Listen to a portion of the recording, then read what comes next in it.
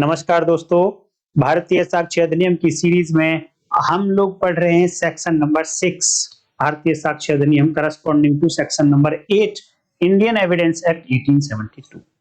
इस सेक्शन 6 में 3 टर्म्स पर बात होती है। नंबर 1 मोटिव, जिसे हिंदी में हेतु कहेंगे। नंबर 2 प्रिपरेशन, तैयारी। नंबर 3 कंडक्ट, आचरण। मैं एक स्टोरी आप लोगों को पहले सुनाना चाहूंगा, क्योंकि आपको स्टोरी के थ्रू ही ये सारी बातें बहुत अच्छे से याद रहेंगी। तो स्टोरी देखिए, ये है कि एक राजस्थान का गांव था। तो एक घर था जो बिल्कुल गांव के एंड में था और उसके बाहर फिर सीधे खेत खलिहान ही थे। अब इस घर में केवल और केवल 4 सदस्य, एक पिताजी, एक माताजी, एक बेटी, एक बेटा। इस बेटे की शादी हो जाती है। अब इस बेटे की शादी हो जाती है, गर्मियों के दिन है। तो शादी होने के बाद ये हस्बैंड और वाइफ, लड़का और उसकी पत्नी, दोनों देखा होगा गांव में कई बार ना छत के ऊपर जाकर सोते हैं लोग, क्योंकि गर्मियों का टाइम होता है तो छत पर खुली हवा लगती है, तो वहां पर जाकर सोते हैं। तो अपनी चारपाई वगैरह छत पर ही उन्होंने लगा रखी थी और रोज अपना रात को वो छत पर ही सोते थे दोनों लोग।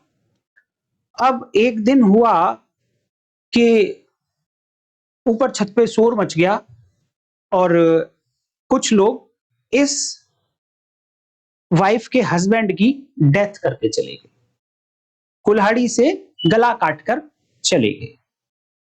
तो इस लेडी ने शोर मचाया। जब पुलिस आई, पुलिस का मैटर बना, तो इस लेडी ने वो कुल्हाड़ी भी उठा कर दी पुलिस को कि देखो जी, इस कुल्हाड़ी से ये मार कर चले गए। कुल्हाड़ी पर ब्लड भी लगा हुआ था। तो आप समझ पा रहे होंगे, जिन्होंने मेरी पिछली वीडियो देखी होगी, कि कुल्हाड़ी पर अगर ब्लड लगा है तो ये कहां, कौन सी सेक्शन में क्यों रेलेवेंट है। ये इफेक्ट है सेक्शन 5 में रेलेवेंट है। तो अब यहां पुलिस ने इन्वेस्टिगेशन करना शुरू कर दिया। अब घर के अंदर तो आप जान ही सकते हैं कि नई नई शादी हुई है, एक ही बेटा है, उसकी डेथ हो चुकी है, मर्डर हो गया है। तो अब आप देखिए कि घर का किस तरीके का माहौल होगा। आज की डेट में फिर से 4 लोग रह गए परिवार में, माताजी, पिताजी, उनकी बेटी और उनके बेटे की पत्नी। ये 4 लोग परिवार में हैं। अब जब स्टेशन हाउस ऑफिसर अपनी इन्वेस्टिगेशन कर रहा है, तो इन्वेस्टिगेशन करते करते करते करते उसने खूब सारी ताकत लगा ली एविडेंस देखने की, ये आइडेंटिफाई करने की कि कौन लोग रहे होंगे जो इसको मार कर गए होंगे, किससे इसकी दुश्मनी रही होगी, किसका मोटिव हो सकता है कि इसको मारा जाए, किसको फायदा हो सकता था इसके मरने से, किसको नुकसान था इसके जिंदा रहने से। सारे एंगल से जब उस स्टेशन हाउस ऑफिसर ने इन्वेस्टिगेशन कर लिया, तो उसको कुछ भी नहीं मिला। बल्कि जब पुलिस ऑफिसर इन्वेस्टिगेशन करता है ना, तो उसको बहुत कुछ बातें दिखाई देती हैं।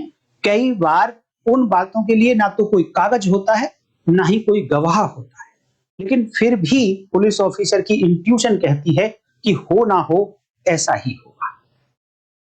तो यहां पर वो स्टेशन हाउस ऑफिसर की इंट्यूशन ये कह रही थी कि हो ना हो मर्डर इस लड़के की वाइफ ने किया है, लेकिन कोई भी एविडेंस नहीं थी, कोई गवाह नहीं था। और उस परिवार में से जहां एक सदस्य ऑलरेडी मर चुका है, उसके दूसरे परिवार को यह कहना जाकर कि मर्डर आपने किया है, या उनके माँ बाप को बोले, लड़के के माँ बाप को बोले कि मर्डर आपकी बहू ने किया है, वो थोड़ा कहना बड़ा मुश्किल होता है। तो वो पुलिस ऑफिसर समझ ही नहीं पा रहा था कि मुझे क्या करना चाहिए। तो उसने एक पब्लिक प्रोसिक्यूटर से सलाह ली। राजस्थान के ही पब्लिक प्रोसिक्यूटर थे, उनसे जब सलाह ली और उनको सारे हालात बताए, और उन्होंने बताया कि मुझे तो ऐसा लगता है कि हो ना हो इस लड़के की पत्नी ने ही इसकी डेथ करी है, क्योंकि कोई भी ऐसा निशान या ऐसा कुछ भी दिखाई नहीं दे रहा था कि कोई व्यक्ति घर के अंदर आया हो या कोई व्यक्ति घर के बाहर गया हो। और मोटिव और ये सारी चीजें देखने के बाद कुछ भी समझ नहीं आ रहा था। केवल और केवल इन्वेस्टिगेशन इस घर की 4 दीवारी के अंदर तक ही रुक जाती थी। तो इतनी सारी बातें जब पब्लिक प्रोसिक्यूटर को उस स्टेशन हाउस ऑफिसर ने बताई, तो पब्लिक प्रोसिक्यूटर बहुत समझदार थे।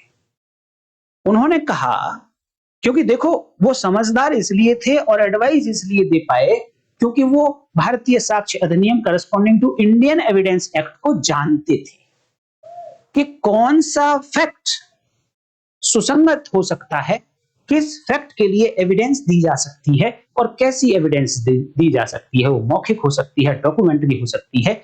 ये जिस व्यक्ति को पता होगी वही व्यक्ति एक अच्छी इन्वेस्टिगेशन कर सकता है और अच्छी सलाह भी दे सकता है, और जब डिफेंस करने की बारी आएगी तो अच्छा डिफेंस भी कर सकता है।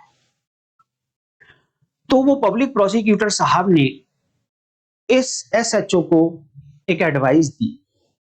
इन्होंने कहा कि आप एक काम करो, ये जानते थे कि जो फैक्ट इन इशू होता है, फैक्ट इन इशू विवादक तथ्य है यहां पर कि एक लड़के की डेथ हुई है, ये फैक्ट इन इशू है। कोई भी फैक्ट इन इशू इस फैक्ट इन इशू को करने वाले के कंडक्ट पर प्रभाव डालता है, जैसा कि मैंने कल वाली वीडियो में बताया था। ये फैक्ट इन इशू होने के बाद करने वाले के कंडक्ट पर, व्यवहार पर असर डालता है, उसके व्यवहार को प्रभावित करता है, और इस ऑफेंस को करने से पहले भी एक्यूज के कंडक्ट पर असर होता है, क्योंकि उसके मन में चल रहा होता है कि मुझे ये फैक्ट इन इशू करना है, इसकी डेथ करनी है। तो वो जो व्यवहार होता है व्यक्ति का, वो कहीं ना कहीं रिफ्लेक्ट होता है, और अगर फैक्ट इन इशू ने प्रभावित किया है इसके व्यवहार को तो पर्टिकुलर तरीके से रिफ्लेक्ट होगा। तो उन्होंने पब्लिक प्रोसिक्यूटर साहब, लोक अभियोजक साहब ने यह कहा कि तुम एक काम करो कि अपने 2 सिपाही इनके घर में तैनात कर दो, एक सिपाही दिन में तैनात कर दो, एक सिपाही रात में तैनात कर दो। अब आपको पता है कि स्टेशन हाउस ऑफिसर साहब तो ये समझ ही नहीं पाए। उन्होंने पूछा कि मैं कैसे कर दूं उनके घर में 2 सिपाही तैनात। पब्लिक प्रोसिक्यूटर साहब ने फिर बोला कि अरे मूर्ख, उनको ये बोलो कि देखिए आपका घर गांव के बाहर है, आपके बच्चे को कोई मार कर गया है, तो हमें लगता है कि अभी भी आपको सिक्योरिटी थ्रेट है, आपकी सुरक्षा को खतरा है, तो मैं 2 सिपाही आपके घर पे लगाना चाहता हूं हथियार के साथ में, एक दिन में रहेगा, एक रात में रहेगा। पब्लिक प्रोसिक्यूटर साहब ने ऐसी सलाह दी तो एसएचओ साहब को समझ आ गई और उन्होंने 2 सिपाही इस घर में तैनात कर दिए, एक दिन में एक रात में। लेकिन साथ में ये बोला पब्लिक प्रोसिक्यूटर साहब ने कि अपने दोनों सिपाहियों को समझा देना कि उनका काम इनकी सुरक्षा करना बिल्कुल नहीं है, उनका काम है कि परिवार के हर सदस्य के व्यवहार पर नजर रखेंगे, डायरी रखेंगे, अपने पास पेन रखेंगे और हर व्यक्ति का कॉलम बनाकर रखेंगे कि इस डेट पर इस व्यक्ति ने इस टाइम पर यह व्यवहार किया, सबका व्यवहार नोट करेंगे। ऐसा समझाकर 2 सिपाही उन एसएचओ साहब ने इस घर में तैनात कर दिए, एक रात में, एक दिन में। अब कुछ दिन निकल गए, 10 दिन, 15 दिन, 20 दिन निकल गए। अब फिर गए वो पब्लिक प्रोसिक्यूटर साहब के पास, एसएचओ साहब। उन्होंने कहा कि अब क्या करूं, तो घर विड्रॉ कर लो दोनों सिपाहियों को। कह रही जी अब कैसे कर लूं? अरे कहते फिर से मैं मूर्ख बोलना पड़ेगा, इसको बोल कि अब हमने देखा है कि 10-20 दिन गुजर गए और अब कोई ऐसी घटना नहीं हुई है, तो हमें लगता है कि अब कोई खतरा आपकी सिक्योरिटी को नहीं है, तो हम दोनों सिपाहियों को अब विड्रॉ कर लेते हैं। बोले उनको विड्रॉ करो और उनका स्टेटमेंट लिखो, और उसी भाषा में लिखना जिस भाषा में वो बोले, और उनसे बोलना कि वो वही बोले जो उन्होंने देखा है, जो उन्होंने महसूस किया है। अब भारतीय साक्ष्य अधिनियम की भाषा में बात करूं तो वो तथ्य बताएंगे, फैक्ट बताएंगे, और फैक्ट वो होता है हर वो बात, everything, anything which can be perceived bye senses, जो उन दोनों सिपाहियों ने अपनी सेंसेस से कुछ भी महसूस किया, वो तथ्य होता है, वो फैक्ट होता है, और वो फैक्ट उनसे पूछने हैं और वही एज इट इज उनका स्टेटमेंट लिख देना। अब एसएचओ ने उन दोनों पुलिस ऑफिसर से पूछताछ करी, दोनों सिपाहियों से, तो उनका स्टेटमेंट लिखा। तो स्टेटमेंट में उन्होंने पाया, उन्होंने अपने स्टेटमेंट में बताया कि साहब देखिए, जो पिताजी हैं लड़के के, जो डिसीज्ड है, मृतक है, उसके जो पिताजी हैं, वो दिन भर रोते रहते हैं। कोई उनके पास आ जाता है तो थोड़ी देर बात कर लेते हैं, अदरवाइज वो रोते ही रहते हैं, रोते ही रहते हैं, न खाते हैं न पीते। सेम माताजी का हाल है, वो भी रोती रहती हैं, न खाती हैं न पीती हैं। सेम उस लड़के की डिसीज की बहन का हाल है। जब कोई आ जाता है तो उसके साथ बैठ के थोड़ा टाइम निकल जाता है उनका, अदरवाइज बहुत बुरा हाल है सब। चौथा, उसकी जो पत्नी है डिसीज की, मृतक की पत्नी, उसके बारे में बताया इन्होंने कि जब वो सभी लोगों के साथ में बैठी होती है तब वो सबके जैसा व्यवहार करती है, जैसा माताजी कर रहे हैं, जैसा पिताजी कर रही है, जैसे बहन कर रही है उसकी। लेकिन जैसे ही वो अकेले में जाती है तो उसके चेहरे पर एक रौनक होती है, उसके चेहरे पर खुशी होती है, उसके चेहरे पर ऐसा लगता है कि जैसे संतुष्टि है। और बाहर जब वो अकेले में होती है तो वो जो कुछ उसे घर में मिलता है तो वो खा भी लेती है। इस तरीके का स्टेटमेंट दोनों पुलिस ऑफिसर्स का स्टेशन हाउस ऑफिसर ने लिख लिया। अब स्टेशन हाउस ऑफिसर साहब ने फिर से पब्लिक प्रोसिक्यूटर साहब से पूछा कि क्या करूं इनका। तब पब्लिक प्रोसिक्यूटर साहब ने बताया कि भैया, ये कंडक्ट है एक्यूज का, इस डिसीज्ड की पत्नी का ये कंडक्ट है, व्यवहार है, आचरण है, जो उस समय सेक्शन 8 इंडियन एविडेंस एक्ट में सुसंगत था, आज सेक्शन 6 भारतीय साक्ष्य अधिनियम में सुसंगत है। अभी स्टोरी पूरी नहीं हुई है, इस स्टोरी में पूरी की पूरी सेक्शन 6 आपको देखने को मिलेगी, बशर्ते कि आप ध्यान से सुनते रहिए और बातों को नोट कर सकते हैं तो आप करते रहिए। अब ये स्टेटमेंट दो रिकॉर्ड पर आ जाने के बाद अब एक रीजनेबल सस्पिशियन इस इन्वेस्टिगेटिंग ऑफिसर के रिकॉर्ड पर आ गया है। और रीजनेबल सस्पिशियन ये है कि हो सकता है कि इस पत्नी ने ही अपने पति की हत्या की हो। देखिए, ये एक फुल एंड फाइनल एविडेंस नहीं है। केवल और केवल कंडक्ट को देखकर आप नहीं कह सकते कि हां, पत्नी ने ही अपने पति की हत्या करी होगी। हो सकता है कि वो शौक में हो सकता है कि वो कोई दवा खा रही हो। जब वो औरों से अलग होती है तो अपने मन को कंट्रोल करने के लिए, डिप्रेशन को कंट्रोल करने के लिए, शौक को कंट्रोल करने के लिए दवा खा रही हो, तो तब वो ठीक हो जाती हो दवा खाने पर। तो केवल और केवल ये कंडक्ट से आप ये नहीं कह सकते कि श्योर एंड सर्टेनली इस वाइफ ने ही अपने हस्बैंड का मर्डर किया है। बट अरेस्ट के लिए चाहिए क्या पुलिस ऑफिसर को? Section 41 CrPC corresponding to section 35 BNSS, वहां पर ग्राउंड्स बताए गए हैं अरेस्ट कि पुलिस ऑफिसर बिना वारंट के कब अरेस्ट कर सकता है। तो वहां पर लिखा गया कि अगर किसी पर्सन के अगेंस्ट एक क्रेडिबल इंफॉर्मेशन मिली है, अगर उसके अगेंस्ट कोई कंप्लेंट मिली है, अगर रीजनेबल सस्पिशियन है, किस बात का? ऐसी इंफॉर्मेशन, ऐसी कंप्लेंट, ऐसा सस्पिशियन, ऐसा reasonable suspicion, not suspicion only. Arrest के लिए रीजनेबल सस्पिशियन होना चाहिए कि हो सकता है कि इसी व्यक्ति ने यह अपराध किया है।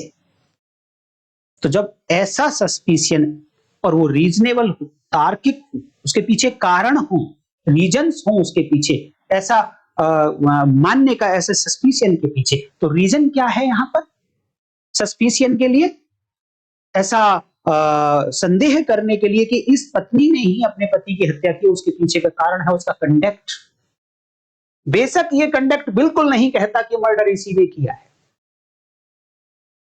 इस कंडक्ट के आधार पर, केवल कंडक्ट के आधार पर उसको सजा भी नहीं दी जा सकती। इवन देन अरेस्ट किया जा सकता है। अरेस्ट के ग्राउंड्स अलग होते हैं, कन्विक्शन के सजा के ग्राउंड्स अलग होते हैं। तो इतना सफिशिएंट है ये दिखाने के लिए कि पुलिस के पास रीजनेबल सस्पिशन है, रीजनेबल कारण है संदेह के कि शायद इसी ने ही ये अपराध किया है। तो अब पब्लिक प्रोसिक्यूटर साहब ने कहा कि अब आप इस लेडी को अरेस्ट कर सकते हो इस केस में, चाहे इसने ये अपराध किया है या नहीं किया है, क्योंकि अरेस्ट के ग्राउंड्स अलग होते हैं, जिनमें से reasonable suspicion one of the grounds है और वो आपके रिकॉर्ड पर है, तो आपकी अरेस्ट इलीगल नहीं होगी। और आप अरेस्ट कर रहे हैं for the purpose of further investigation, for the purpose of fair and proper investigation, कि बिना अरेस्ट के, बिना कस्टडी में लिए आप इससे पूछताछ करेंगे तो कुछ भी मिलने वाला नहीं। अब इस प्रकार इस लेडी को उस स्टेशन हाउस ऑफिसर ने इस केस में गिरफ्तार कर लिया। अब गिरफ्तार करने के बाद पहले तो वो लेडी बहाने बनाती रही, लेकिन जब कंटिन्यूअस इंटेरोगेशन होती है कस्टडी में तो एक्यूज टूट जाता है। वो बार बार जो प्रेशर होता है, मेंटल प्रेशर, उसको वो झेल नहीं पाता और फिर उसे एक बार लगता है कि चल यार बता दे सच्चाई, अब तो फंस ही गए। तो ये डिफरेंस होता है कस्टोडियल इंटेरोगेशन में और बिना कस्टडी के इंटेरोगेशन में। क्योंकि बिना कस्टडी के जब आप इंटेरोगेशन कर रहे होते हैं, जब बिना कस्टडी के पुलिस ऑफिसर इंटेरोगेशन कर रहे होते हैं, तो उसको पता है जिसका इंटेरोगेशन हो रहा है कि मुझे 2 घंटे या 3 घंटे ही तो कंट्रोल करना है अपने आप को, उसके बाद तो चला जाना है। उसके बाद जो गैप मिलेगा उसमें फिर प्रिपेयर हो जाऊंगा, कल को फिर बुलाएंगे तो फिर तो उसे 3 घंटे झेल लूंगा इनको, फिर चला जाऊंगा। तो वो टूटता नहीं है। कस्टडी में क्या होता है कि एक पुलिस ऑफिसर आया, वो पूछताछ कर रहा है, वो थक गया, तो दूसरा पुलिस ऑफिसर आया, वो पूछताछ कर रहा है, वो थक गया, तीसरा आया, कंटिन्यूअस इंटेरोगेशन चलती है, तो कहीं ना कहीं वो सच्चाई बता ही देता है। तो यहां पर भी इस लेडी ने अपने गुनाह को कबूल कर लिया और कहा कि हां, मैंने ही अपने पति का मर्डर किया है। अब क्वेश्चन आता है कि ये हुआ क्या? एक एक्यूज का, एक अपराधी का पुलिस ऑफिसर को दिया गया स्टेटमेंट है, संस्वीकृति है, कन्फेशन है, जो इररिलेवेंट है, इसकी कोई वैल्यू ही नहीं है, ये पढ़ा ही नहीं जाएगा जब ट्रायल होगा। तो अभी भी रिकॉर्ड पर बचा क्या? केवल और केवल वही कंडक्ट जो कोरोबोरेटिव पीस ऑफ एविडेंस है, जो केवल किसी एविडेंस को, दूसरी एविडेंस को सपोर्ट कर सकता है। सब्सटैंटिव एविडेंस नहीं है कि केवल और केवल कंडक्ट के आधार पर इसको सजा दे दी जाए या उसी के आधार पर चार्जशीट बना दी जाए इसके अगेंस्ट, सफिशिएंट नहीं है। अब फर्दर इन्वेस्टिगेशन करनी पड़ेगी और फर्दर एविडेंसेस कलेक्ट करनी पड़ेगी। अब फर्दर एविडेंसेस वही जान सकता है जिसको यह पता होगा कि एविडेंस का काम होता है कि एक रेलेवेंट फैक्ट को कोर्ट के सामने प्रूव करना। तो पुलिस ऑफिसर को यह पता होना चाहिए कि कौन सा फैक्ट रेलेवेंट होगा इस फैक्ट इन इशू के साथ में या इस मोटिव के साथ में, रेलेवेंट फैक्ट के साथ में। क्योंकि जब तक यही नहीं पता होगा कि ये फैक्ट रेलेवेंट होंगे तो कलेक्ट क्या करेगा, किस फैक्ट को प्रूव करने के लिए साक्ष्य इकट्ठे करेगा। तो यहां पर वो पब्लिक प्रोसिक्यूटर साहब की हेल्प लेता रहा। पब्लिक प्रोसिक्यूटर साहब ने बताया कि देखिए सेक्शन 8 में मोटिव रेलेवेंट होता है, सुसंगत होता है। जानने की कोशिश करो कि इसका मोटिव क्या था। जैसा कि मैंने अपनी वीडियो में पीछे बताया, मोटिव का मतलब किस बात से छुटकारा चाहती थी, किस काम को करने से इसको संतुष्टि मिल रही थी, ये मर्डर करने से कौन सी संतुष्टि मिली है इसको, वो मोटिव है। किस बात से छुटकारा चाहती थी, इसके मन में क्या चल रहा, मेंटल एक्ट क्या है। दूसरा, इसी सेक्शन में प्रिपरेशन भी, तैयारी भी सुसंगत होती है, उसके लिए भी तुम साक्ष्य दे सकते हो। तो चेक करो कि इसने मर्डर जो किया है इसकी तैयारी कैसे करी थी, प्रिपरेशन कैसे करी थी इसकी। इन फैक्ट्स के लिए आप एविडेंस कलेक्ट करो, ये बोला पब्लिक प्रोसिक्यूटर साहब ने। तो एसएचओ साहब तो जुट गए यस, मुझे तो मिल गया रास्ता, अब तो मैं कुछ भी कर दूंगा। झट से वो उन घर वालों से पूछताछ करना शुरू कर। प्रिपरेशन के लिए चाहिए क्या, ये मैं अभी बताऊंगा आपको। प्रिपरेशन की डेफिनेशन ब्रीफ में मैं अभी आपको बता देता हूं कि जो प्लान बनाया है, जो मोटिव है, जिस तरीके से मैंने इंटेंशन बनाई है कि इसको एग्जीक्यूट किस तरीके से करना है, इस मर्डर को, उस मर्डर को करने के लिए जो साधन चाहिए, जो उपाय चाहिए, उनको तैयार करना, उनको व्यवस्थित करना, ये तैयारी कहलाता है। अरेंजिंग और एडवाइजिंग द मीन्स और measures for the purpose of commission of that offence is called preparation. तो अब यहां पर देखिए कि किन किन मीन्स से, किन साधनों से उसने मर्डर किया है, क्योंकि अब बैक में लौटना पड़ेगा, पीछे लौटना पड़ेगा। तो उससे देखा कि कुल्हाड़ी से मर्डर हुआ, तो कुल्हाड़ी कहीं ना कहीं प्रिपरेशन का हिस्सा है। तो उसने उस लड़के के, डिसीज्ड के, मृतक के घर वालों से पूछताछ करना शुरू कर दिया कुल्हाड़ी के बारे में, क्योंकि आपको फैक्ट एंड इशू के आसपास रहना है, रेलेवेंट फैक्ट के आसपास रहना है। जब पूछताछ किया तो लड़के की बहन ने कहा कि ये कुल्हाड़ी कल तो नीचे रखी हुई थी, मैंने देखा था कि मर्डर से एक दिन पहले ये कुल्हाड़ी छत पर नहीं थी, ये तो नीचे रखी हुई थी। वहीं लड़के की माताजी ने बोला कि हां सर, मर्डर से एक दिन पहले मैंने देखा था कि ये हमारी बहू इस कुल्हाड़ी को ऊपर लेके जा रही है। ये क्या है? ये ऐसे तथ्य हैं जिनको गवाह अपनी आंखों से देख सकता। तो हर वो बात जो आंखों से देखी जा सकती है, कान से सुनी जा सकती है, नाक से सूंघी जा सकती है, जीभ से टेस्ट की जा सकती है, स्किन से टच की जा सकती है, सभी के सभी फिजिकल फैक्ट कहलाते हैं, भौतिक तथ्य कहलाते हैं। तो अब इस पुलिस ऑफिसर को दो फैक्ट को प्रूव करने के लिए ओरल एविडेंस मिल गई। क्या प्रूव कर रहा है? एक तो है स्टेट ऑफ थिंग, कि कुल्हाड़ी वहां पर पड़ी हुई थी एक दिन पहले, it is a state of thing. कौन सी सेक्शन में सुसंगत है? State of thing. अब जिन्होंने केवल ऊपर ऊपर से पढ़ा होगा उन्हें तो समझ ही नहीं आ रहा होगा कि स्टेट ऑफ थिंग कौन सी सेक्शन में सुसंगत है, लेकिन जिन्होंने मेरी पिछली वीडियो देखी होगी उन्हें पता होगा कि सेक्शन 5 में 5 बातें हैं। जो पुरानी सेक्शन 7 होती थी अब वो 5 है, और उस 5 बीएसए में 5 बातें हैं। Occasion, cause, effect, state of thing under which the fact and issue happened. ऐसे तथ्य जो फैक्ट एंड इशू, जो स्टेट ऑफ थिंग बनाते हैं और ऐसी स्थिति बताते हैं जिनके अंदर वो फैक्ट एंड इशू, ये मर्डर हुआ है। अब यहां पर वो कुल्हाड़ी एक दिन पहले, मर्डर से एक दिन पहले नीचे पड़ी हुई थी, ये स्टेट ऑफ थिंग है भी, इसको भी वही जानते होंगे जो मेरी वीडियो लगातार देख रहे हैं। दोस्तों, अभी तक वीडियो अगर आपको अच्छी लगी है तो लाइक कर दीजिए, हाइप कर दीजिए, कमेंट भी कर दीजिए। तो अब यहां स्टेशन हाउस ऑफिसर के पास दो फैक्ट को प्रूव करने के लिए दो एविडेंस हैं, दोनों ओरल हैं। एक फैक्ट है स्टेट ऑफ थिंग कि कुल्हाड़ी वहां पड़ी हुई थी। दूसरा फैक्ट है माताजी ने देखा कि मेरी बहू इस कुल्हाड़ी को एक दिन पहले उठा के ऊपर छत पर ले गई थी जहां पर मर्डर हुआ। तो ये क्या है? छत पर उठाकर ले गई, साधन को अरेंज किया है,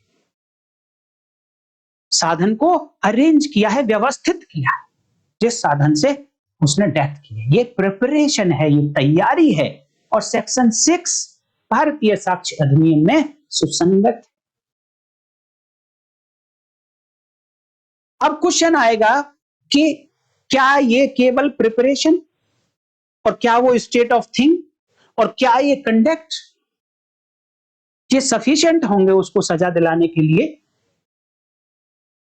तो मर्डर के केसेस में मोटिव रोल प्ले करता है काफी, जो इस सेक्शन 8 में ही सुसंगत है। देखिए ये एग्जांपल मैंने इंटेंशनली आपको ये एग्जांपल दे रहा हूं मैं सेक्शन 6 को समझाने के लिए। सेक्शन 6 में 3 बातें हैं, मोटिव, प्रिपरेशन, कंडक्ट। और कंडक्ट फैक्ट इन इशू से पहले का और कंडक्ट फैक्ट इन इशू से बाद का।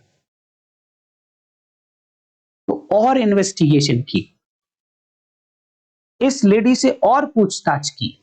उन्होंने पूछा कि चलो सारी बात ठीक है, तुमने अपना कबूल कर लिया, तुमने मारा तो है, लेकिन क्यों मारा है, कारण बताइए।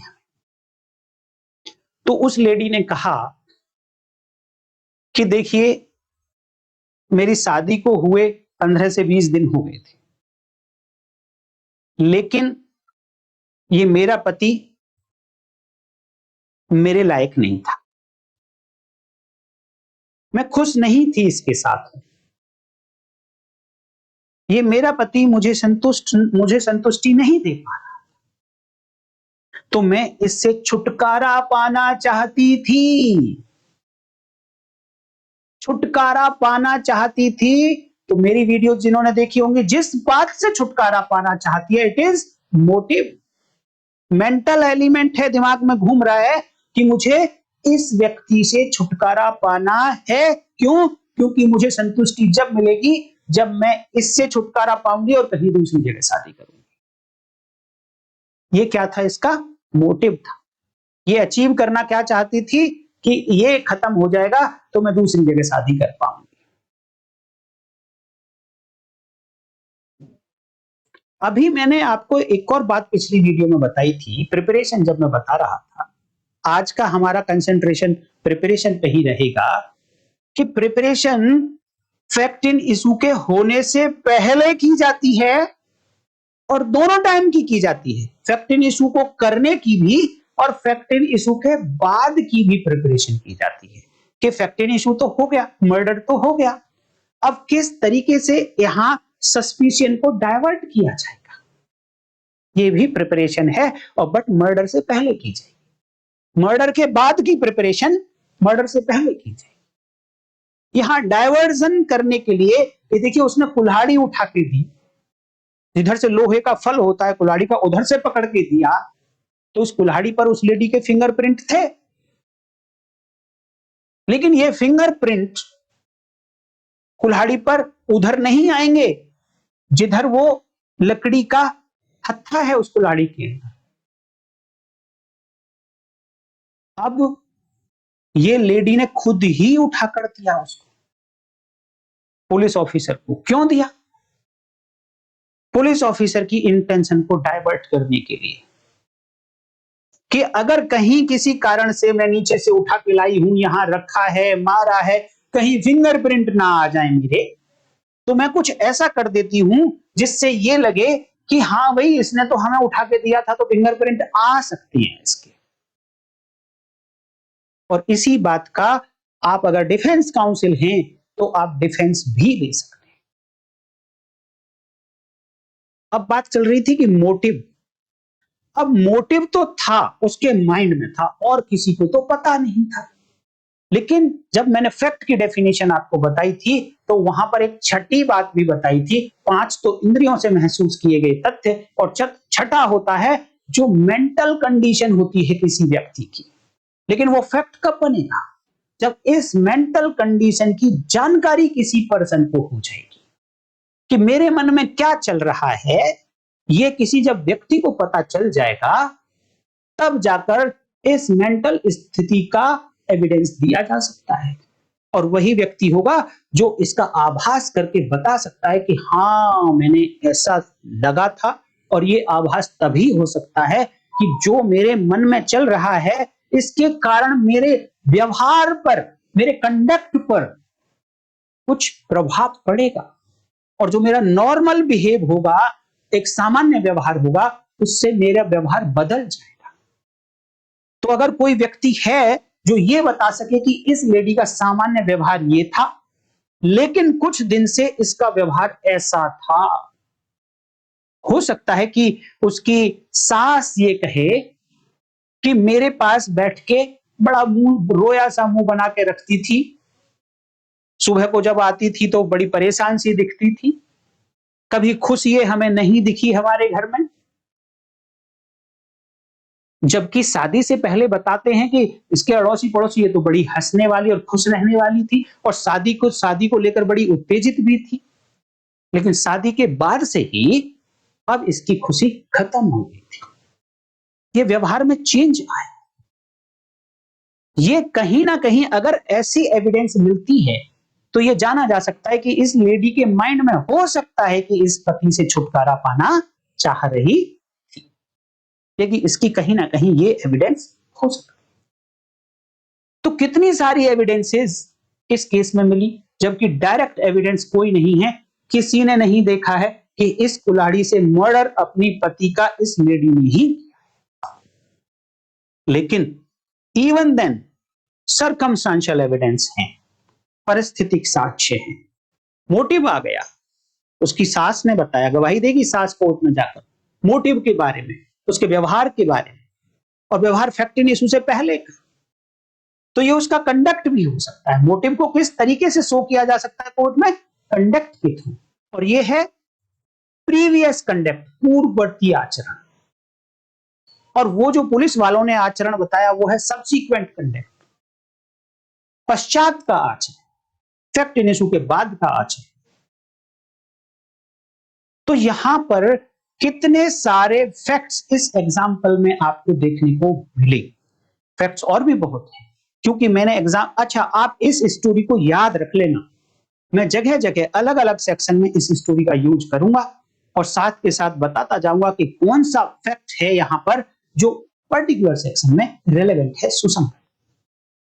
तो मैंने ये स्टोरी आज आपको समझाई है प्रिपरेशन को समझाने के लिए, तैयारी को समझाने के लिए, और इसकी डेफिनेशन क्या होगी, किस तरीके से आप एग्जाम में लिखें। पहले मैं इलस्ट्रेशन दिखाना चाहूंगा कि सेक्शन 6 में इलस्ट्रेशन क्या लिखा गया है जो प्रिपरेशन को डिनोट करता है, इलस्ट्रेट करता है। तो देखिए, मैं आपको लेकर चलता हूं पीडीएफ भारतीय साक्ष्य अधिनियम की, और ये सेक्शन 6 के इलस्ट्रेशंस। देखिए, illustration number A and B ये मोटिव के लिए है, जो हम लास्ट वीडियो में मोटिव पढ़ चुके हैं, और इलस्ट्रेशन भी हमने बता ही दिया था। अब बात करते हैं प्रिपरेशन का। इलस्ट्रेशन पहले देखेंगे और फिर देखेंगे कि प्रिपरेशन को आप किस तरीके से लिखेंगे। तो देखिए, यहां पर इलस्ट्रेशन सी कहता है, A tried for murder of B by poisoning. मैंने पहले ही आपको बोला है कि आप जज हैं भैया, या डिफेंस काउंसिल हैं, या आप प्रोसिक्यूटर हैं।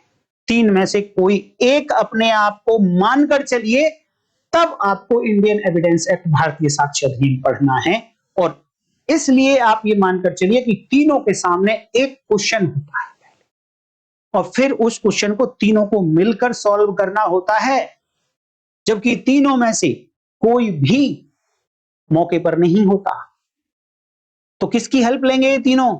भारतीय साक्ष्य अधिनियम की, जो मैं आपको कोशिश कर रहा हूं कि आप इतनी आसानी से सीख जाएं कि, और ऐसी पिक्चर बन जाए आपके माइंड में कि आप कभी भूलें ना। मैं उम्मीद करता हूं कि इस एग्जाम्पल से, अभी जो मैंने स्टोरी आपको सुनाई है, इससे आप ना मोटिव भूलेंगे, ना प्रिपरेशन भूलेंगे, ना कंडक्ट भूलेंगे, और कंडक्ट भी प्रीवियस और सब्सीक्वेंट कंडक्ट भी नहीं भूलेंगे, और इफेक्ट जो कुल्हाड़ी पर खून मिले थे वो भी नहीं भूलेंगे आप। तो देखिए, यहां पर क्वेश्चन क्या है आपके सामने, चाहे आप जज हैं, चाहे आप डिफेंस काउंसिल, चाहे आप पब्लिक प्रोसिक्यूटर हैं, क्वेश्चन ये है कि ए के ऊपर चार्ज है कि उसने बी का मर्डर किया है। ए का ट्रायल चल रहा है बी के मर्डर के लिए, और वो मर्डर किया है बाय पॉइजन, जहर देकर मर्डर किया। तो क्वेश्चन आता है, हमें चेक करना है कि कौन सा फैक्ट सेक्शन 6 में इस मर्डर के केस में, जो पॉइजन खिलाकर मर्डर किया गया, रेलेवेंट। आप अगेन जाइए कि अगर मर्डर हुआ है तो यहां कोई मोटिव होगा, यहां कोई कंडक्ट होगा एक्यूज का, यहां कोई प्रिपरेशन करी होगी उसने। और प्रिपरेशन क्या होता है? Means and measures for commission of the offence. Offence is murder and means is poison. तो आपको अगर मीन्स मिल गए हैं तो प्रिपरेशन ढूंढिए। प्रिपरेशन क्या होगी कि procurement of that means, arranging that means and measures, उनको व्यवस्थित करना, प्राप्त करना, इकट्ठा करना साधनों को। तो यहां पर साधन है पॉइजन, और इसी को वेपन ऑफ ऑफेंस भी कहा जाता है। अपराध करने के लिए हथियार कहा जाता है इसको। तो अब कौन सा fact? The fact that before the death of B की मृत्यु से पहले A procured poison similar to that which was administered to B is relevant. What is relevant? The fact is relevant. Which fact is relevant? Procurement of poison. And which poison? Which is similar to the poison administered to the deceased. यह fact यहां पर यह है कि ए ने death से पहले, एक एक पॉइंट इंपॉर्टेंट होगा, ए ने, किसने? ए ने कब? बी की डेथ से पहले पॉइजन प्रोक्योर किया था, जहर खरीदा था, जहर कलेक्ट किया था कहीं से। और ये वही जहर है जो ए ने कलेक्ट किया था, ये वही जहर है जो जहर पोस्टमार्टम के बाद बी की बॉडी से मिला। सिमिलर जहर है, यही जहर का मतलब सिमिलर जहर है। अगर पोटेशियम साइनाइड है तो पोटेशियम साइनाइड जो ए ने प्रोक्योर किया था, इस बात की एविडेंस है, तो डेड बॉडी के अंदर से भी पोटेशियम साइनाइड ही मिला था, यानी similar to the poison administered to the deceased person. तो यहां पर ये कितने फैक्ट हुए? एक फैक्ट कि ए ने जहर प्रोक्योर किया था, जहर कहीं से व्यवस्थित किया था, योजना बनाकर कहीं से जहर लेकर आया, एक फैक्ट। नंबर दूसरा, ये जो जहर खरीदा था ये बी की डेथ से पहले खरीदा था। अगर भैया बी की डेथ हो गई है उसके बाद जहर खरीदा है तो क्या इस फैक्ट एंड इशू के साथ में रेलेवेंट होगा? नहीं होगा। इसलिए रेलेवेंसी देखने के लिए आपके सामने एक फैक्ट एंड इशू होना ही चाहिए। जैसा पिछली वीडियो में मैंने बताया कि रेलेवेंसी चेक करने के लिए दो एंड होंगे, एक एंड पर हमेशा फैक्ट एंड इशू या रेलेवेंट फैक्ट नोन फैक्ट है, आपको ज्ञात है कि ये फैक्ट एंड इशू है, ये रेलेवेंट फैक्ट है। दूसरे एंड पर चेक करना है कि ये जो फैक्ट है दूसरे एंड पर अननोन फैक्ट, क्या ये फैक्ट एंड इशू से कनेक्टेड है? अगर मान लो इसकी डेथ से, बी की डेथ से पहले प्रोक्योर किया था, यह फैक्ट है कि ए ने जहर प्रोक्योर किया लेकिन बी की डेथ के बाद किया। आपका लॉजिक क्या कहता है कि जब बी की डेथ हो गई है तो ए ने जो प्रोक्योर किया है जहर, ये जहर इसको नहीं दिया गया, तो ये रेलेवेंट नहीं है यहां पर। हां, इस बात के लिए रेलेवेंट है, अब सेक्शन 11 वाली जब पढ़ेंगे, सेक्शन 9 भी ऐसे पढ़ेंगे, तो वहां पर लिखा है दो the fact is not relevant, even relevant हो जाएगा। कब? जब फैक्ट इन इशू को डिस्प्रूव कर सकता हो। ये प्रूव हो रहा है, दुकानदार ने बताया, एक विटनेस ने बताया कि मेरे सामने इस दुकान से ए ने जहर खरीदा था। प्रूव हो गया कि ए ने जहर खरीदा था। ए के ही ऊपर चार्ज है कि बी को उसने जहर देके मारा है। लेकिन जब उस विटनेस ने डेट बोली तो वो डेट इसकी डेथ से बाद की थी। तो अब पुलिस ऑफिसर को जैसे ही ये डेट पता चलेगी तो वो अब इस विटनेस को रिकॉर्ड पर नहीं लाएगा, ना उस दुकानदार को रिकॉर्ड पर लाएगा जिस दुकानदार से इसने जहर खरीदा। क्यों? क्योंकि उसका तो केस खराब। बट डिफेंस काउंसिल इस विटनेस को ला सकता है यह दिखाने के लिए कि भैया ये फैक्ट इन इशू के साथ में कंसिस्टेंट नहीं है। जहर खरीदना ठीक है लेकिन किस डेट पर खरीदा गया, वो डेट इस फैक्ट इन इशू के साथ में इनकंसिस्टेंट है। अगर कोई फैक्ट रेलेवेंट नहीं है, इवन देन इनकंसिस्टेंट है फैक्ट इन इशू के साथ, विवादक तथ्य के साथ, तो भी वो रेलेवेंट हो जाए। ये सेक्शन 9 BSA और 11 आगे की बातें आगे बात करेंगे इसमें। तो यहां पर कितने फैक्ट कि भैया ए की डेथ से पहले जहर खरीदा, ए ने जहर प्रोक्योर किया और वो जहर वही था जो बी की बॉडी में से मिला, सिमिलर था। ये सारे फैक्ट रिलेवेंट हैं और ये क्या बताते हैं कि ए ने बी की डेथ करने के लिए प्रिपरेशन की थी, तैयारी की थी। तो फैक्ट इन इशू कि बी की डेथ करी है ए ने। तो ये फैक्ट कि यहां खरीदा था, जहर खरीदा था, तो ये तैयारी है इस फैक्ट इन इशू की। एक छोर पर फैक्ट इन इशू, दूसरे छोर पर ये फैक्ट कि उसने जहर खरीदा था। जोड़ कौन रहा है इनको? ये प्रिपरेशन है, ये तैयारी है। तो ये इलस्ट्रेशन हुआ कि प्रिपरेशन को किस तरीके से आप शो करेंगे। एक और इलस्ट्रेशन देख लीजिए, इलस्ट्रेशन नंबर डी। यहां पर भी इलस्ट्रेशन में भी आपको प्रिपरेशन ही बताई गई है। Question is whether a certain document is will of A। Question ये है कि एक डॉक्यूमेंट है, क्या ये डॉक्यूमेंट ए की वसीयत है? एक व्यक्ति है ए, क्या उसी ने ये वसीयत बनाई है? ये क्वेश्चन है कोर्ट के सामने, आपके सामने, पब्लिक प्रोसिक्यूटर के सामने, डिफेंस काउंसिल के सामने या फिर प्लेंटिफ के काउंसिल के सामने। द फैक्ट, अब ये चेक करना है हमको, ये फैक्ट है जो रिलेवेंट होगा। अननोन फैक्ट है अभी तक। The fact that not long before, not long before का मतलब जब ये विल बनी हुई दिखाई जा रही है, जिस डेट पर बताया जा रहा है कि उस डेट पर ये विल बनी थी, not long before the date of alleged will, उस अलेज्ड विल के बने होने की डेट से कुछ दिन पहले ही ए, जिसने ये विल बनाई, made inquiry into matters to which the provisions of the alleged will relate. ये फैक्ट हैं रिकॉर्ड पर। फैक्ट का मतलब कि किसी ने ऐसा देखा है, किसी ने ऐसा सुना है। फैक्ट का जब जब मैं फैक्ट बोलूंगा तो आपके माइंड में यही पिक्चर आनी चाहिए। ए को देखा गया था कि विल के बारे में वो इंक्वायरी कर रहा था। कभी किसी वकील साहब के पास गया, कभी अपने दोस्त से बात करी, कभी किसी और से बात करी, उसने इंक्वायरी कर रहा था। कितने दिन पहले? जिस डेट पर ये बिल बनी हुई दिखाई जा रही है, उस डेट से कुछ दिन पहले ही ये इंक्वायरी कर रहा था ऐसी विल के बारे में कि ये क्या क्या प्रावधान होंगे जब मैं बिल बनाऊंगा।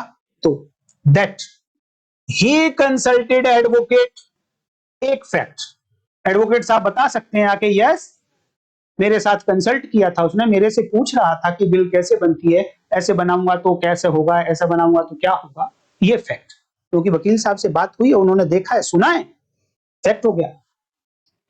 ही consulted advocates in reference to making the will. Will बनाने के संदर्भ में वो वकील साहब से बात कर रहा था। And that he caused drafts of other wills to be prepared. उसने कुछ ड्राफ्ट बिल भी तैयार कराई थी, लेकिन वो ड्राफ्ट बिल ये नहीं है, ध्यान देना, कुछ अदर ड्राफ्ट बिल्स तैयार कराई थी। ये सब फैक्ट कौन बता रहा है? जिसने टाइप की, जिसने कंसल्टेंसी दी, उन्होंने देखा, उन्होंने सुना, वो फैक्ट बता रहे हैं, वो एविडेंस होंगे। लेकिन किस फैक्ट को प्रूव करने के लिए? Of which he did not approve. वो सारे ड्राफ्ट उसने अप्रूव नहीं किए थे। उनको कह रहा है नहीं, ये नहीं, कुछ और चाहिए। तो कहता है ये सब fact are relevant, but by which connection, by which bridge, that is preparation. तैयारी कर रहा था वो व्यक्ति ऐसी विल बनाने की। तो क्वेश्चन ये था कि ये विल एक ही विल है, जेन्युइन है क्या? तो ये फैक्ट्स, ये सारे फैक्ट इस फैक्ट इन इशू को सपोर्ट करेंगे कि ये विल ए ने ही बनाई है।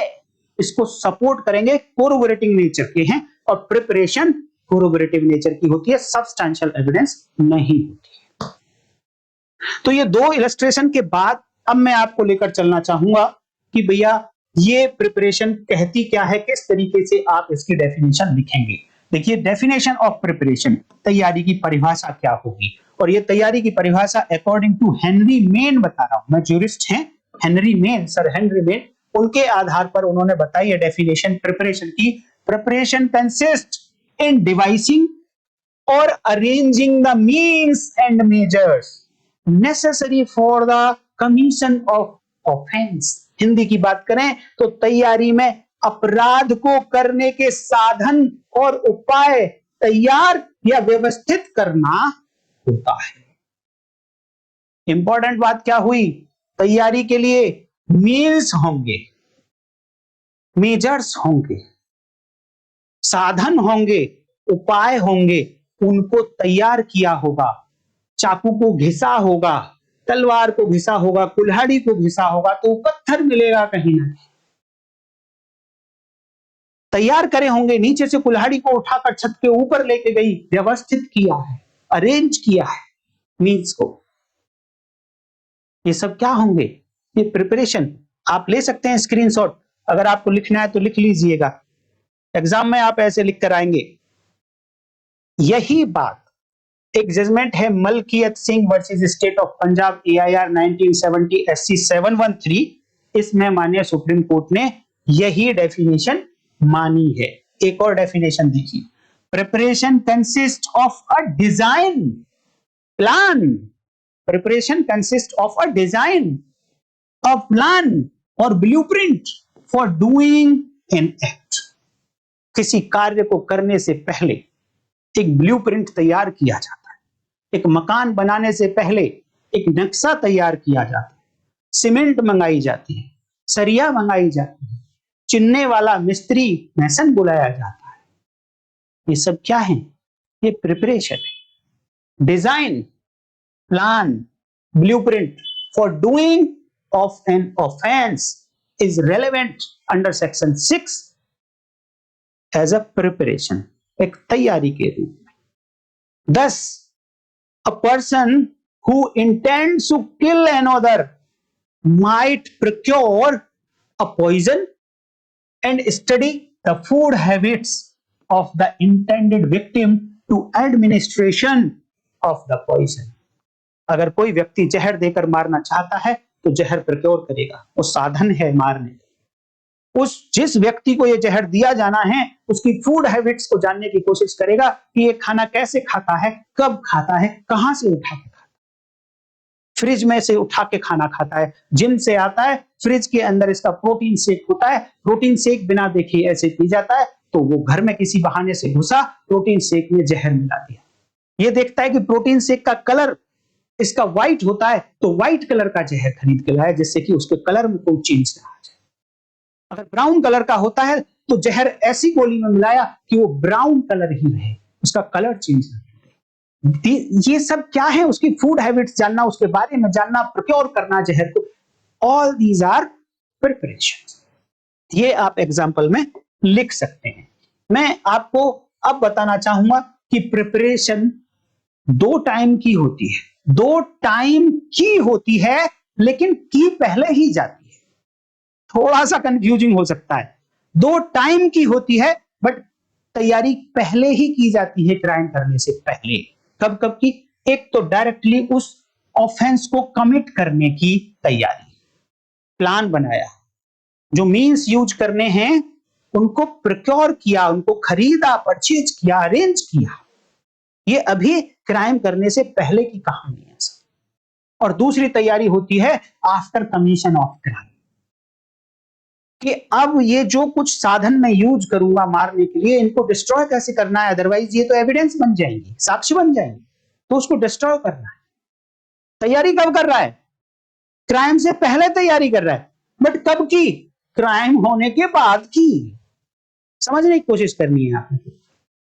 Plan to prevent the discovery of crime, पहले ही प्लान करेगा कि किस तरीके से मैं ऑफेंस करूं जो किसी को पता ही ना चले। ये प्लान है, प्रिपरेशन है ये, but after commission of crime, after commission of fact and issue, aid to escape, पहले से प्लान बनाया है, कि धूम 3 में देखा होगा आपने कि मैं बैंक से चोरी करूंगा तो वो बाइक वाला बाहर खड़ा मिलेगा, और उस जैसे ही चोरी करूंगा तो वो प्रिपरेशन है टू एस्केप, एड तैयार कर रहा है एस्केप करने के लिए, बचकर भागने के लिए। It is preparation, but commission of crime से पहले की है, बट यूज बाद में करेगा। डाइवर्ट द सस्पिशन, ये पहले प्लान किया जाता है कि इस सस्पिशन को डाइवर्ट कैसे करना है, कि ये किसने किया, किसी और की तरफ कैसे मोड़ना है सस्पिशन को। ये सब है कि भैया आप किस तरीके से प्रिपरेशन करेंगे और कब की करेंगे। तो आप ध्यान दीजिए, देखिए हमारे इंडियन लॉ में preparation generally is not punishable, दंडनीय नहीं होती है प्रिपरेशन, तैयारी। एक्सेप्शन है, कुछ एक्सेप्शन है, उनको छोड़ दिया जाए। इट मींस कहीं कहीं प्रिपरेशन भी पनिशेबल होती है, जैसे कि preparing for waging war against the government. Bharat सरकार के अगेंस्ट अगर कोई युद्ध छेड़ना चाहता है, उसकी तैयारी कर रहा है, वो क्या है, वो पनिशेबल। अदरवाइज और एक दो जगह पनिशेबल है, अदरवाइज पनिशेबल नहीं होती है। अब देखिए किस टाइप की एविडेंस है ये कोरोबोरेटिव नेचर की एविडेंस है, सब्सटैंटिव नेचर की एविडेंस नहीं है।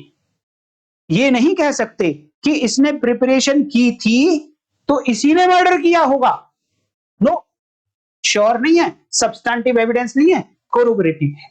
कोरोबोरेटिव कैसे है कि अगर इसने प्रिपरेशन की है तो इसका मोटिव रहा होगा। एक रेलेवेंट फैक्ट प्रिपरेशन, दूसरे रेलेवेंट फैक्ट मोटिव को सपोर्ट कर रहा। इट मींस ये एक सर्कमस्टेंशियल एविडेंस है, पारिस्थितिक एविडेंस है, और ये केवल एक रेलेवेंट फैक्ट हो सकता है। प्रिपरेशन सुसंगत तथ्य हो सकता है, फैक्ट इन इशू ये नहीं हो सकता। अब देखिए कि क्या ये प्रिपरेशन इररेलेवेंट भी हो जाएगी। सेक्शन 6 में तो बताया कि रेलेवेंट है, सुसंगत है तैयारी, क्या इररेलेवेंट भी होगी? यस, इररेलेवेंट भी हो सकती है। कब हो सकती है? तो हो सकती है कि अगर ऑफेंस कमिट ही नहीं हुआ, ऑफेंस कमिट ही नहीं हुआ, अपराध हुआ ही नहीं, तो हम अभी प्रिपरेशन वाली स्टेज पर हैं, और प्रिपरेशन तो पनिशेबल होती ही नहीं, और जब पनिशेबल नहीं है, ऑफेंस नहीं हुआ, तो प्रिपरेशन तो रखी रहेगी, इररेलेवेंट है। देखो कितनी चतुराई के साथ लिखा है सेंटेंस। इफ अटेम्प्ट भी नहीं करी है, मान लो कमीशन तो नहीं हुआ ऑफेंस का, बट अटेम्प्ट करी थी तो प्रिपरेशन रेलेवेंट। मान लो कि अटेम्प्ट भी नहीं करी, देन प्रिपरेशन इररेलेवेंट। तो इस तरीके से आप बता सकते हैं। अब मैं लास्ट में वहीं पर अपना इस वीडियो को एंड करना चाहूंगा। जो पिछली वीडियो में मैंने एक डायग्राम दिखाया था कि कहां से शुरू होता है और कहां तक जाता है एक क्राइम। तो जड़ क्या है क्राइम की? जड़ है कॉज। जड़ क्या है? कॉज। और कॉज एक एक्ट होगा, और इस एग्जाम्पल में एक्ट क्या था? एक्ट था उन दोनों का मिलन, जिस एक्ट के कारण उस लेडी को संतुष्टि नहीं मिली। ये था कॉज, क्योंकि कॉज में एक एक्ट होना चाहिए। यहां से जड़ पैदा हो गई थी उस क्राइम की। उस कॉज से क्या पैदा हुआ? मोटिव, कि मुझे छुटकारा पाना है। इस मोटिव ने इंटेंशन पैदा कर दी कि अब मुझे इसका गला काट के मारना है। Intention to kill. इंटेंशन का मतलब केवल और केवल वो इंटेंशन जो सब्सटैंटिव लॉ में लिखी गई है। Intention to kill, intention to cause injury, intention to defame, intention to mischief, damage property, intention to make document, like इस तरीके से इंटेंशन वही जो सब्सटैंटिव लॉ में लिखी गई है। तो यहां पर इंटेंशन टू किल थी। और प्रिपरेशन, इंटेंशन के बाद में प्रिपरेशन आती है। प्रिपरेशन किस तरीके से उसने करी वो देख लिया आपने, कुल्हाड़ी को कहां से लेकर कहां लेकर गई। उसके बाद में अटेम्प्ट करी उसने, कुल्हाड़ी मार दी। अब वो कमिट हो गया कि वो मर गया तो कमीशन पूरा हो गया। अब इसमें ये डायग्राम इधर से और इधर ही चल सकता है केवल, ये इधर से इधर नहीं चल सकता। ये नोट करके रखना। प्रिपरेशन से इंटेंशन नहीं आ सकती, और केवल अकेली प्रिपरेशन से आप सजा नहीं दे सकते ये कहते हुए कि इसकी इंटेंशन रही होगी। हां, आप एक रीजनेबल सस्पिशन ला सकते हैं कि प्रिपरेशन करी थी तो इंटेंशन रही होगी मर्डर की, और इंटेंशन अगर थी तो मोटिव रहा होगा मर्डर का, और मोटिव था तो कहीं ना कहीं कॉज तो होगा, कहीं ना कहीं से शुरुआत तो हो। अगर अटेम्प्ट कर दी गई है तो प्रिपरेशन तो रही होगी, अगेन प्रिपरेशन रही होगी तो यहां तक घूम के आ जाएगी। अगर ऑफेंस कंप्लीट हो गया है तो अटेम्प्ट भी करी होगी, प्रिपरेशन भी रही होगी, और फिर घूम के आ जाएगी इस तरीके से। तो इस तरीके से आप प्रिपरेशन को समझ लीजिए। क्वेश्चन आता है हाउ टू प्रूव और डिसप्रूव द प्रिपरेशन, किस तरीके से इस प्रिपरेशन को प्रूव करेंगे। तो देखिए ये एक फैक्ट है, और सेक्शन 3 ये कहती है कि किसी भी फैक्ट को अगर प्रूव करना है तो उसके लिए क्या देना होगा, एविडेंस देनी। एविडेंस कितने तरीके की है, section 2 subsection 1 E for elephant, E for evidence, वहां 2 टाइप की एविडेंस, ओरल एविडेंस मौखिक साक्ष्य, डॉक्यूमेंट्री एविडेंस दस्तावेजी साक्ष्य। तो आप इस फैक्ट को प्रूव करने के लिए आप 2 ही टाइप की एविडेंस ला सकते हैं, आइदर ओरल और डॉक्यूमेंट्री। ओरल में वो व्यक्ति जिसने इस फैक्ट को डायरेक्ट देखा हो, डायरेक्ट सुना हो, तो oral evidence must be direct, section 54 and section 55 BSA, section 59 and 60 Indian evidence act. तो ये इस स्टोरी में इस डिसीज्ड मृतक की बहन, मृतक की माताजी दोनों विटनेस बॉक्स में आएंगी और बोलेंगी, स्टेट ऑफ थिंग बताएंगे कि कुल्हाड़ी एक दिन पहले वहां पड़ी देखी थी, बहन बता देगी। माताजी बताएगी कि उस दिन शाम को मैंने देखा था कि ये ले जाते हुए छत पर मैंने देखा था इसको। प्रिपरेशन प्रूव हो गई। डिसप्रूव कैसे, अगर ये प्रूव हो गया है कि यस ये कुल्हाड़ी ऊपर लेके गई थी, तो अब ये वाइफ कहती है कि मैं तो कुल्हाड़ी इसलिए लेकर गई थी कि पेड़ था पीछे, घर के पीछे पेड़ है, और उस पेड़ की जो ब्रांचेस हैं, टहनी है, वो इतनी आगे आ गई थी कि थोड़ी सी भी हवा चलती थी तो हमारे से टकराती थी, तो मैं उसको काटने के लिए लेकर गई थी। This an explanation under section 313 CrPC. Accused ये एक्सप्लेनेशन देता है, तो अब जज को कंसीडर करना है कि इज दिस एक्सप्लेनेशन रीजनेबल, क्या ये रीजनेबल है, क्या इस पर इन्वेस्टिगेशन करी पुलिस ऑफिसर ने कि वहां कोई पेड़ था। एक्यूज कहता है उसी पेड़ से 2 लोग चढ़कर आए थे जो मारकर गए, इन्होंने उस पेड़ की इन्वेस्टिगेशन नहीं की, अगर करते तो सच आ जाता सामने। ये क्या कर रहे हैं, एक्सप्लेनेशन दे रहे हैं। अब कोई एविडेंस लेकर आओ गांव में से किसी व्यक्ति का, उनसे पूछो, या क्रॉस में इन्हीं लड़के की पत्नी और लड़के की बहन और लड़के की मां से पूछा जा सकता है कि क्या आपके घर के पीछे पेड़ है। यस वहां पेड़ है, कहेंगी अगर पेड़ है तो। क्या उसकी टहनियां छत के ऊपर आ रही हैं या आ रही थी, अरे हाँ जी आ रही थी।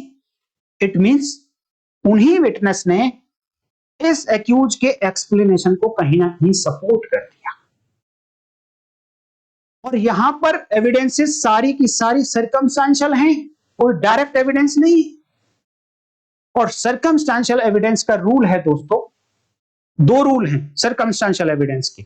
सर्कमस्टेंशियल एविडेंस के आधार पर केवल और केवल तभी सजा हो सकती है जब एविडेंस ऐसी हो कि चेन शुरू से लेकर आखिर तक कहीं भी टूटे ना, चेन ऑफ एविडेंस एक भी जगह ब्रेक नहीं होनी चाहिए। नंबर 1 कंडीशन, ट्विन कंडीशन है ये, नंबर 1 हुई। ट्विन कंडीशन का मतलब दोनों कंडीशन पूरी होनी चाहिए। अब दूसरी कंडीशन कि जो हाइपोथेसिस, जो कहानी पुलिस बता रही है, इसके अलावा कोई दूसरी कहानी नहीं बन सकती हो। पुलिस ने बताया कि देखो जी कोई नहीं आया बाहर से, इसी ने मारा है, इसको देखा, ये हाथ में, ये से जो भी कहानी बताई, इसकी एक दूसरी हाइपोथेसिस दे दी, और कहीं ना कहीं विटनेसेस सपोर्ट कर गए इस हाइपोथेसिस को। तो सर्कमस्टेंशियल एविडेंस के मामले में दूसरी हाइपोथेसिस क्रिएट नहीं की जा सकती हो, ये चेन ऑफ एविडेंस ब्रेक नहीं होनी चाहिए, दूसरी हाइपोथेसिस क्रिएट नहीं होनी चाहिए। Only in these circumstances any person can be convicted with the help of circumstantial evidences। तो circumstantial evidences के मामले में बहुत ही कॉशियस होना चाहिए कोर्ट को। तो दोस्तों मैं उम्मीद करता हूं कि मैंने प्रिपरेशन को आज की वीडियो में आपको बहुत अच्छे से बताने की कोशिश करी। हालांकि नेक्स्ट वीडियो कंडक्ट के ऊपर होगी और कंडक्ट का बहुत कुछ मटेरियल आज के एग्जाम्पल में मैंने बता दिया है। इस एग्जाम्पल को आप याद रखेंगे। कल मैं इसी एग्जाम्पल को आगे कंटिन्यू करूंगा कंडक्ट के रिगार्डिंग। आज आपको लंबी वीडियो देखनी पड़ी है दोस्तों, तो इसके लिए मैं क्षमा मांगता हूं। कोशिश करूंगा कि वीडियो छोटी ही रहे। स्टोरी थोड़ी लंबी थी, इंटरेस्टिंग स्टोरी थी, फैक्ट इतने थे कि बताना जरूरी था सारे के सारा एक ही वीडियो में। तो अगर इंफॉर्मेशन अच्छी लगी है लाइक कर दीजिए, हाइप कर दीजिए, कमेंट करके जरूर बताइए। कोई डाउट रह गया है तो वो बताइए। अब सेक्शन 6 के कंडक्ट के मामले में हम कल मिलेंगे। तब तक के लिए नमस्कार, जय हिंद।